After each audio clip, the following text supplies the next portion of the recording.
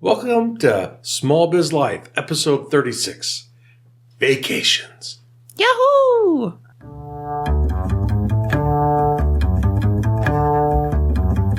Does this sound familiar? Oh my god, I have so much to do today. Don't forget to breathe. But I have almost 400 emails in my inbox and 30 phone calls to make. Have you looked into getting a virtual assistant yet? Oh, and I need to schedule all my social media posts. Did you drink anything today? I had coffee. Did you eat today? Did I mention coffee's a bean? This is Small Biz Life.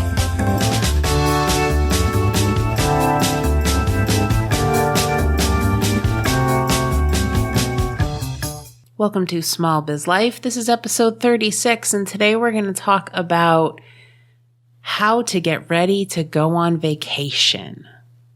And you are?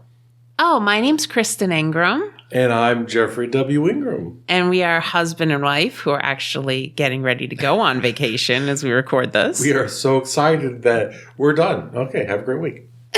No. Yes, We have to give them some content. Yeah, that's true. So today we're going to talk about the things that you need to do to get your business ready so that you can shut down to go on vacation. We're not going to just talk about things to do on vacation. I had a list here You have a list. of 522 things that you need to do every vacation. Like what? 3 is check with the concierge about the dog next door. What if there isn't a dog next door? Well, I'm in subplot C of the list. Oh, It's really a tree list, and each of them equal 522 parts. okay. No, we're not doing your list today. Okay. Sorry. Always take my fun away. No, this episode's going to be really fun. Yes, it is. Because the good thing is, when you do vacation right, and you don't shake a water bottle violently while you speak, what you'll find is you'll have a lot more energy when you get back. And you know this if you've ever worked a day job or you've gone on vacation that you've truly relaxed on. The problem is if you don't take some preparatory steps ahead of time, you are not going to enjoy your vacation. You will not get the recharge from it. You emotionally need it. You spiritually need it. You need this at every level. Now, it might be a day trip. It might even just be in your house or maybe at family's house a couple towns over. It doesn't matter what you're doing for vacation. There are times you need to disconnect from the mundane activities that you do every day, even the ones that you love, to be able to recharge, come back, enjoy them, and do them stronger. And I'm going to make a recommendation. If you're a type A personality like me, go on a cruise. I have found for me, cruising is the only way that I can really disconnect because I'm too cheap to buy Wi-Fi on the boat. So my cheapness outweighs my type A personality. And so I'm doing this from the perspective that you are going to disconnect for your vacation. You're not going to check email. You're not going to return phone calls. None of it. Yes. You're going to completely disconnect. And you can do that Yes. because, unless you're a doctor, nobody's dying No, people die all the time. because you're on vacation. Oh, yeah. Yeah, you're right there. Okay. Yeah, you're ready for vacation, I can tell. For about a month now. Yeah. We also don't plan vacations super far in advance because we'd go crazy. So that's another thing. Yes, if we sound a little crazy this episode, it is because we are a little crazy waiting to go on vacation. Because we're recording this 5 days before we leave. Oh, and so while you're listening to this episode, we're going to be on vacation. Yeah. If you listen to it the week it comes out. Woohoo. Or we could just be permanently on vacation. But yes. If we win the Powerball. If we win the Powerball, we might not come back, but we will still record the show. Yeah, probably. Okay, so all right, so let's get a little serious and let's talk about some steps that you need to take if you're going to disconnect to go on vacation. Okay. Okay, so a couple of administrative things that you're going to want to do, because this is the accounting side of things. These are things I think of. You want to make sure that if you have employees, that you're set up for payroll.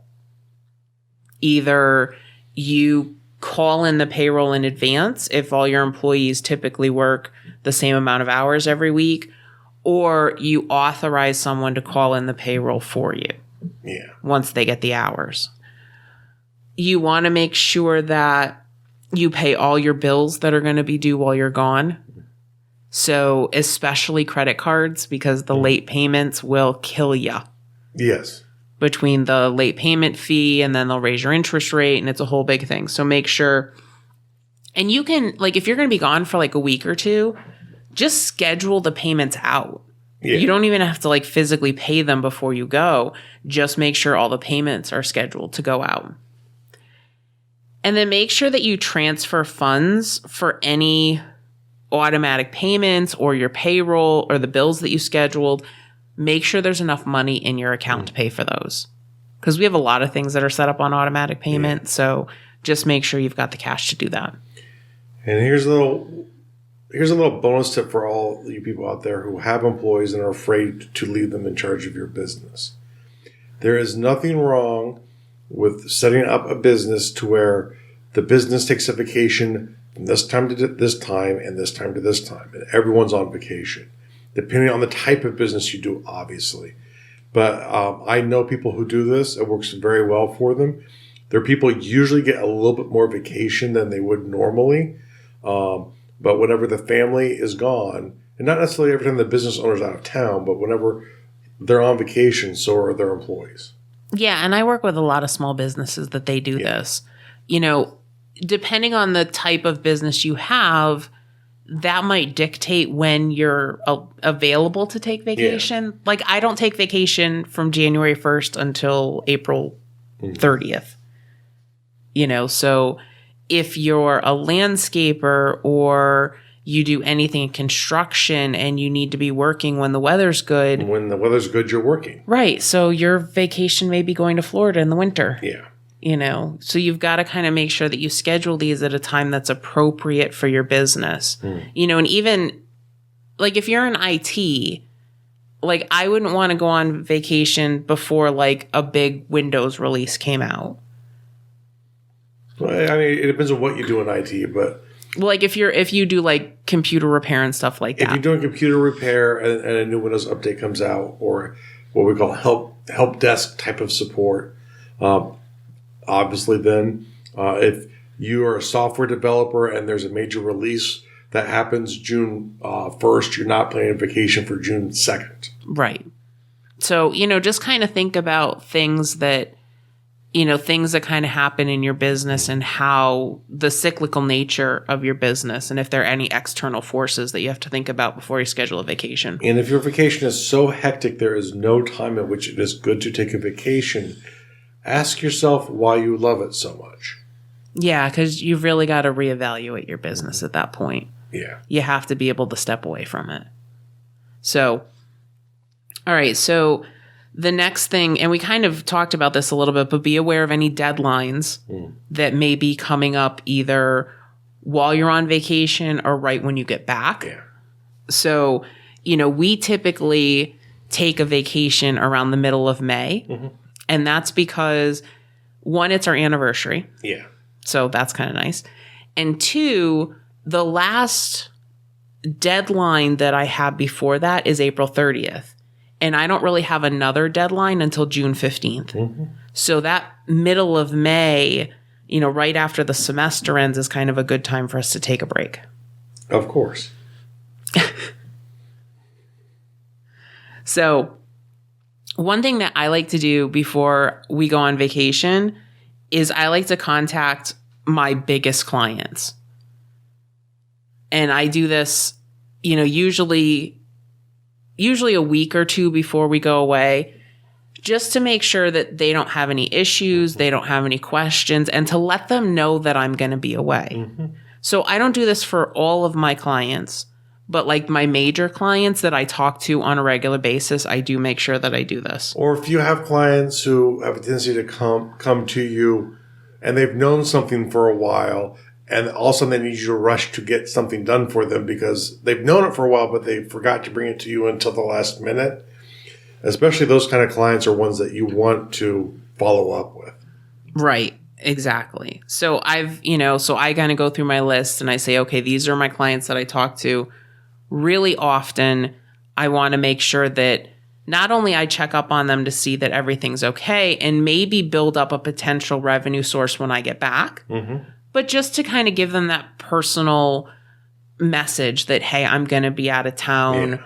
So if you need anything, this is when I'll be back. Is there anything I can do for you before I go? I hope your daughter has a lovely graduation. There you go. Exactly. You want to make sure that if you develop any content, podcast, YouTube, blog posts, newsletter, that all of that is pre-scheduled and ready to go before you leave. You don't want to have a break in content. Unless it's like literally for the World Builders Anvil, I have 2 weeks I do not release podcasts. And I do it out of principle. And that's because I think everyone should take a break. And you don't need to do that.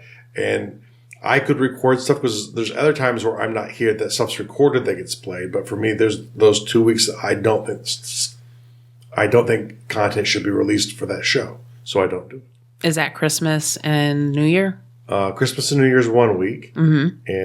And Thanksgiving week. Okay. All right. That's cool. We release content that week. Yes, we do. But we pre-recorded all of it, though. We pre-recorded it. And it's fine to do it that way. And I really did it as a way to make a point to my audience that that you should take time for your family. You should take loved ones. It was sort of a visual presentation. At some point, I might stop doing that just because it's not hard to do stuff ahead of time. But you do have to take a moment once you get done and you've scheduled everything, that it's really scheduled. Go back, double check that it's actually scheduled for the right date at the right time. If not, you're going to come back and find out it's screwed up and you're going to go insane, or you're going to hear while you're out that someone clicked on that automatic Twitter feed that went out and the link was wrong. Yeah. So you definitely want to make sure, double check that all your release dates are correct, that everything syncs right. Yeah. That's a good point.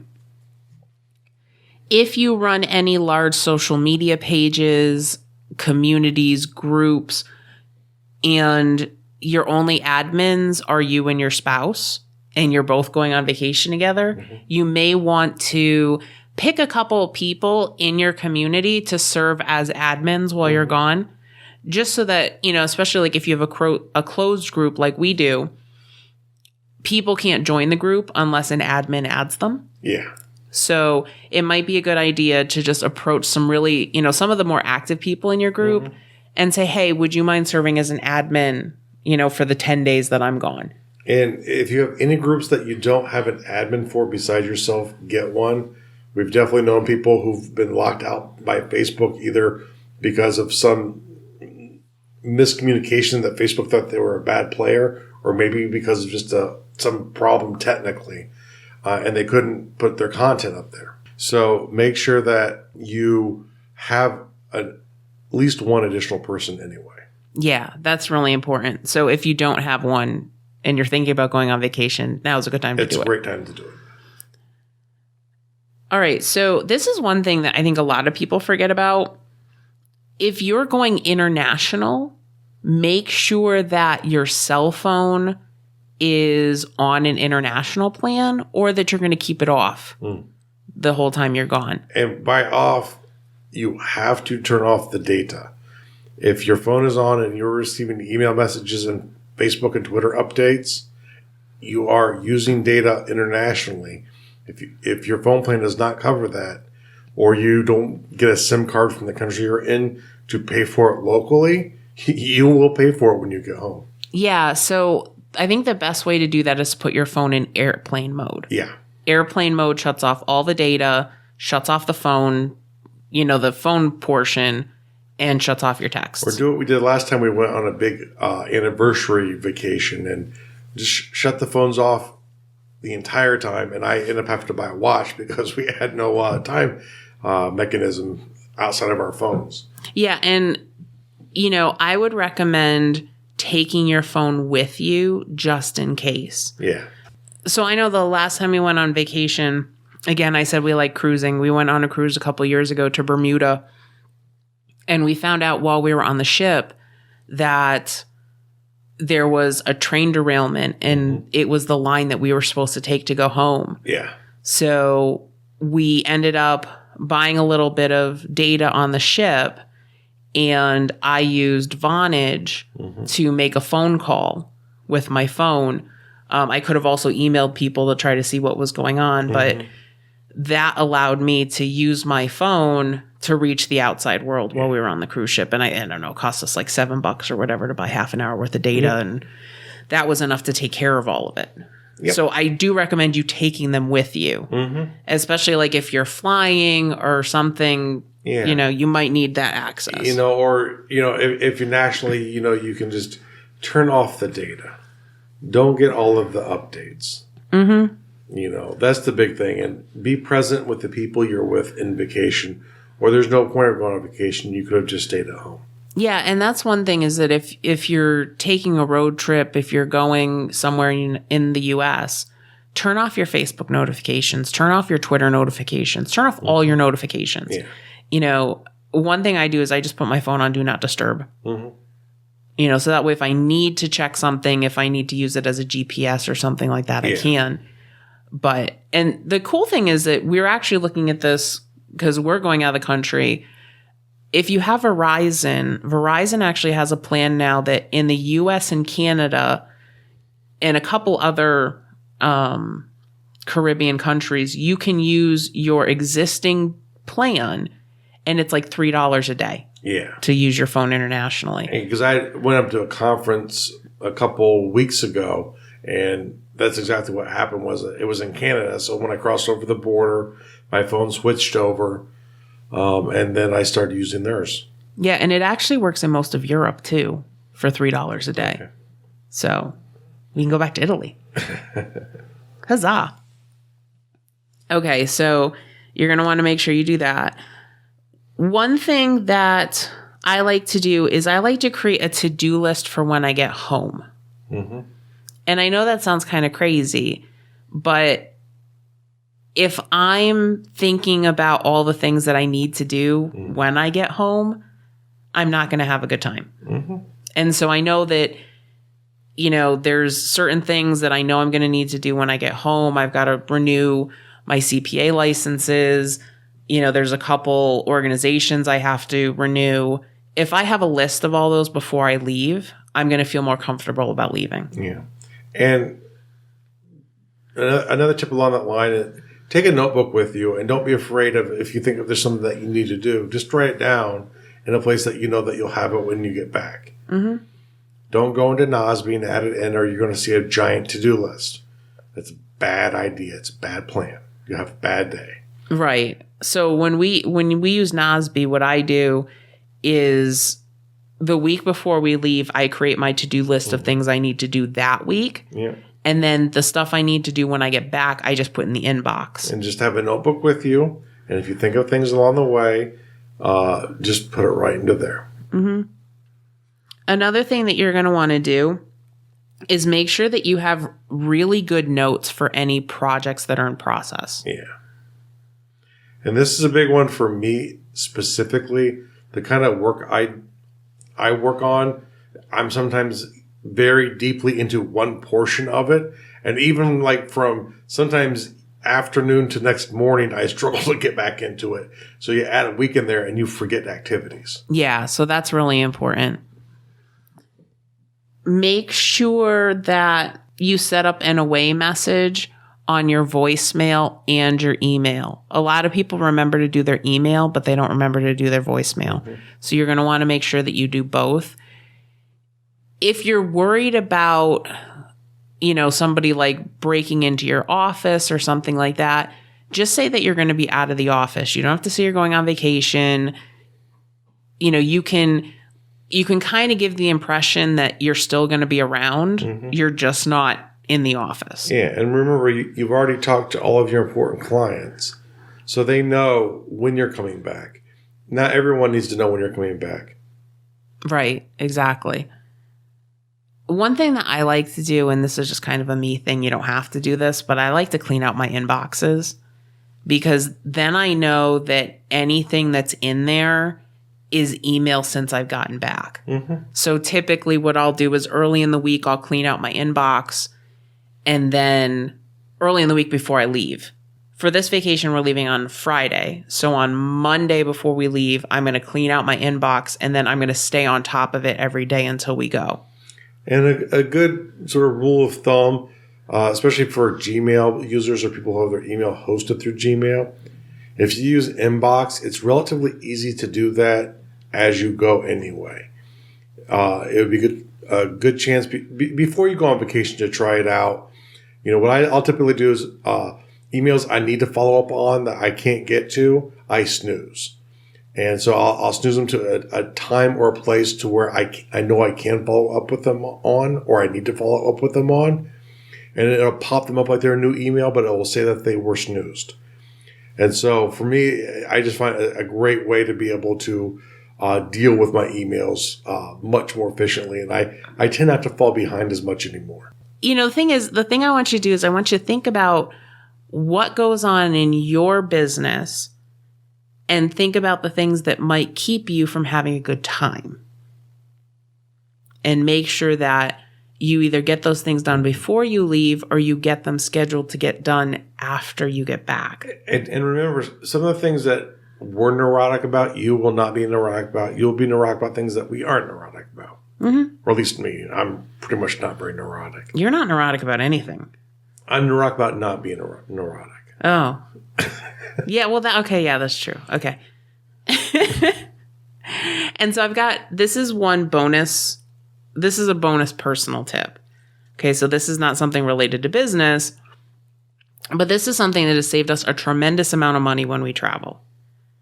Bring a reusable filtered water bottle with you. I will link these in the show notes. We have Brita water bottles, and they have a filter in them. So you can fill them up wherever, and it'll filter the water for you. This saves us so much money when we go on vacation. I don't know if I would trust drinking water in places that are known to have really bad water. But like on the cruise ship, definitely I'd take water from, or, you know, in most northern European countries. But it's kind of,